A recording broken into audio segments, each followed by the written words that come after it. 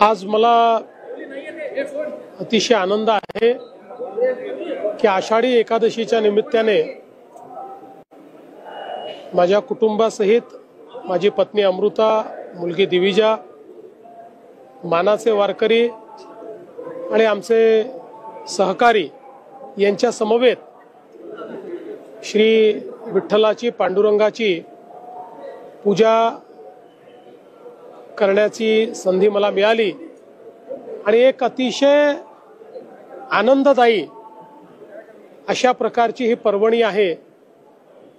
खरं म्हणजे आपल्याला कल्पना आहे की भक्त आणि भगवंत यांच्यातलं अंतर जिथे दूर होतं तिथे श्री विठ्ठलांचा वास आहे। त्यामुळे तीच अनुभूती या पूजेच्या माध्यमातून आपल्याला अनुभवायला मिळते। आपल्यातलं आणि श्री विठ्ठलांमधलं नातं हे पूर्णपणे त्या ठिकाणी एकरूप होतं आणि म्हणून विठ्ठल रुक्माईंची या ठिकाणी पूजा करून अतिशय आनंद मला झालेला आहे। खरं म्हणजे तुमचा नेहमीच हा प्रश्न असतो की देवाला काय मागितलं। तसं तर देवाला काही मागावंच लागत नाही, कारण देवाला आपल्या मनातलं सगळं माहिती असतं। पण तरी देखील भक्तांना राहवत नाही, त्यामुळे आपण देवाच्या घरात गेलं तर काहीतरी मागत असतो। निश्चितपणे देवाला मागणं हेच आहे, कारण हे उभ्या महाराष्ट्राचं आराध्य दैवत आहे। त्यामुळे महाराष्ट्राची काळजी घेणं हे माऊलींचंच काम आहे आणि म्हणून माऊलींनी महाराष्ट्राची काळजी घेण्याकरता आम्हाला शक्ती द्यावी आणि सन्मार्गाने चालण्याची सुबुद्धी द्यावी, अशा प्रकारचीच त्या ठिकाणी प्रार्थना केलेली आहे। आणि माऊली ही खरं म्हणजे आमच्या बळीराजाला शक्ती देणारी अशा प्रकारची देवता आहे आणि म्हणून आमच्या बळीराजाला यावर्षी चांगलं पीक व्हावं, त्याच्या जीवनात आनंदाचे 4 क्षण यावेत, अशा प्रकारची प्रार्थना देखील माऊलीच्या चरणी केली। चर्चेत आहे, तिथल्या मंदिर परिसरातल्या लोकांना ते भय आहे, काय नक्की निर्णय? पंढरपूर कॉरिडॉरच्या संदर्भात सगळ्यांना विश्वासात घेऊनच या ठिकाणी आम्ही काम करतो आहोत। कोणाचंही नुकसान आम्ही होऊ देणार नाही। तो दुकानदार असो, तो घर मालक असो, तो सामान्य माणूस असो, कोणाचंही नुकसान न करता सगळ्यांचं योग्य पुनर्वसन करून या ठिकाणी हा कॉरिडॉर आपण तयार करणार आहोत। त्या संदर्भात जिल्हाधिकाऱ्यांनी एक मोठं कन्सल्टेशन केलेलं आहे, चर्चा केलेली आहे। अनेक लोकांची चर्चा करून त्यांच्या शंका देखील दूर केल्या आहेत। पुढेही या ज्या काही शंका आहेत त्या दूर करत हा कॉरिडॉर आपण करणार आहोत। आणि मी आपल्या माध्यमातून पंढरपूरच्या मंदिर परिसरातील आमचे नागरिक, भाविक, दुकानदार, व्यावसायिक सगळ्यांना आश्वस्त करू इच्छितो की कोणालाही उद्ध्वस्त न करता या ठिकाणी सगळ्यांचं पुनर्वसन योग्य प्रकारे करून हा कॉरिडॉर आपण करणार आहोत। असं आहे, मी विठ्ठलाला शेतकऱ्याचं कल्याणच मागितलेलं आहे। त्याच्यामुळे ज्या ज्या गोष्टीत शेतकऱ्याचं कल्याण असेल त्या सगळ्या गोष्टी माझ्या हातून व्हाव्यात अशी विठ्ठलचरणी प्रार्थना केली आहे। सर, विरोधकांना काही सुबुद्धी वगैरे आपण सन्मार्गाने चालावं, आपण सुबुद्धीने चालावं।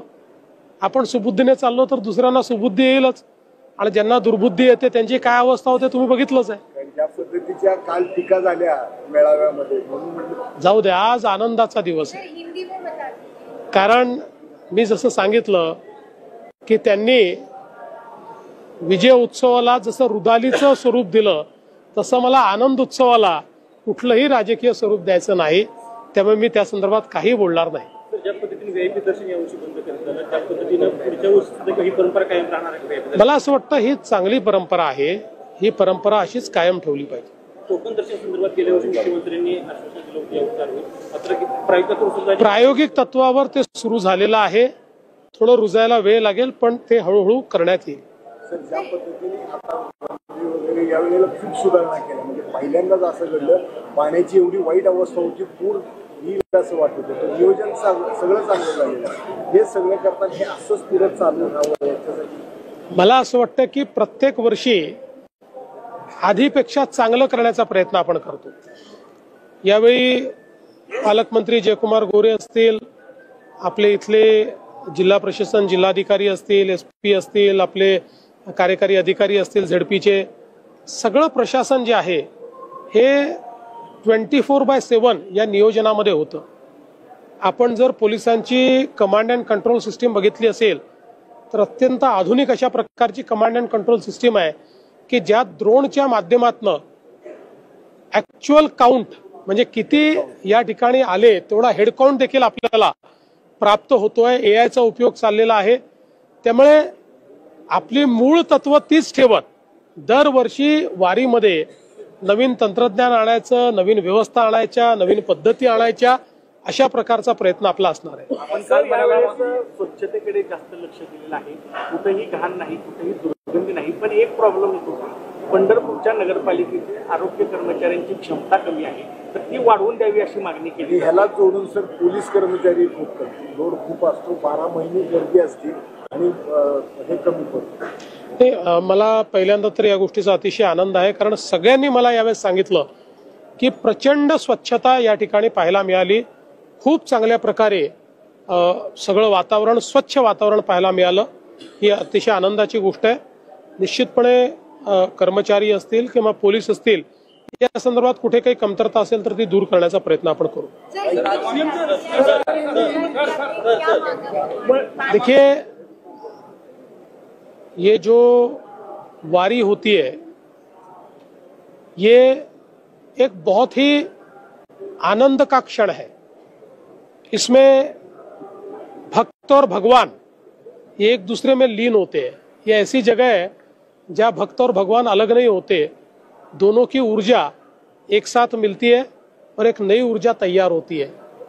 उसी ऊर्जा की अनुभूति लेने के लिए मैं यहाँ पर आया और मुझे बहुत खुशी है कि मेरे परिवार के साथ और यहाँ पर जो हमारे वारकरियों में से ऐसे वारकरी चुने जाते हैं जिनको हम मानाचे वारकरी कहते हैं, उनके साथ में आज हमारे सभी साथियों को मिलकर ये पूजा करने का अवसर मिला.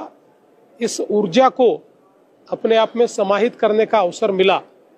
और जहाँ तक विट्ठल भगवान का, पांडुरंग भगवान का सवाल है तो उनसे कुछ मांगना ही नहीं पड़ता, क्योंकि सबके मन की बात को वो जानते हैं.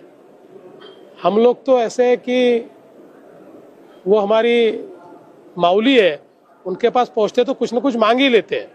इसलिए मैंने तो उनको यही मांगा है कि हमारा जो ये महाराष्ट्र है, इस महाराष्ट्र को और महाराष्ट्र के जन जन की उन्नति के लिए वे हमें शक्ति दे और सन्मार्ग पर चलने की शक्ति वो हमको दे. और विशेष रूप से हमारे जो किसान हैं, उन किसानों को अच्छी फसल हो, उनके जीवन में भी अच्छे दिन आए, उनके जीवन में भी परिवर्तन आए, इस प्रकार की मैंने भगवान विट्ठल जी से प्रार्थना की है. और मुझे विश्वास है हम जब जब यहाँ प्रार्थना करते हैं वो प्रार्थना सुनते हैं. इसीलिए हमारे सारे वारकरी किसान भाई यहाँ उनकी प्रार्थना के लिए आते हैं, तो प्रार्थना सुनेंगे ऐसा मेरा विश्वास है. भाविकांच्या स्नानासाठी खूप गरजेचं आहे. यावेळेला ह्याच्या प्रयागराजच्या धर्तीवर करायचं ठरलं होतं. नाही, आपण निश्चितपणे करू. खर्चाचा कुठेही प्रश्न नाहीये. एकात्मिक प्लॅन जो आहे त्या प्लॅनचा भाग आता या सगळ्या गोष्टी असणार आहेत.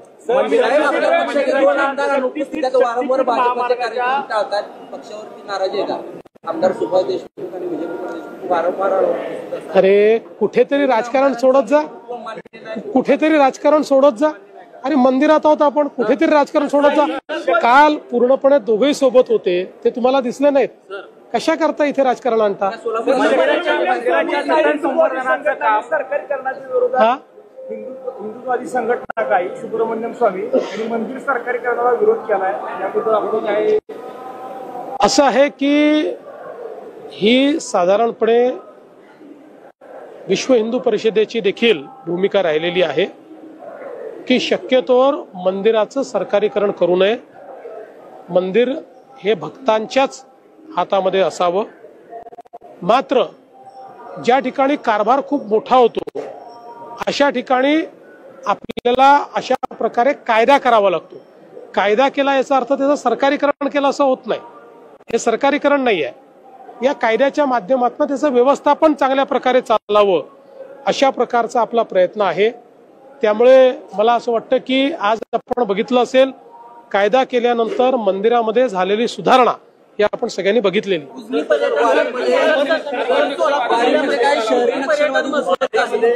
नक्षलवाद होतोय असा आरोप आपल्याच महायुतीतल्या एका ठिकाणाने केलेला होता. बघा, त्याच्यावरती आपण काही म्हणजे हे मान्य आहे का आणि त्याच्यावरती आपण काही मी एवढंच सांगेन, वारीमध्ये कोणालाही येण्याची परवानगी आहे. कोणालाच परवानगी घ्यावी लागत नाही. ज्याला पाहिजे त्याला वारीत येता येतं. पण वारीत येत असताना पांडुरंगाच्या भक्तीनं या ठिकाणी या, विठ्ठलाच्या दर्शनाची आस लावून या ठिकाणी या. कुठल्याही प्रकारे आपला अजेंडा चालवण्याकरता जर कोणी येत असेल तर ते चुकीचं आहे. बाकी या संदर्भात यापेक्षा अधिक मी बोलणार नाही. चला करू उजनी पर्यटन.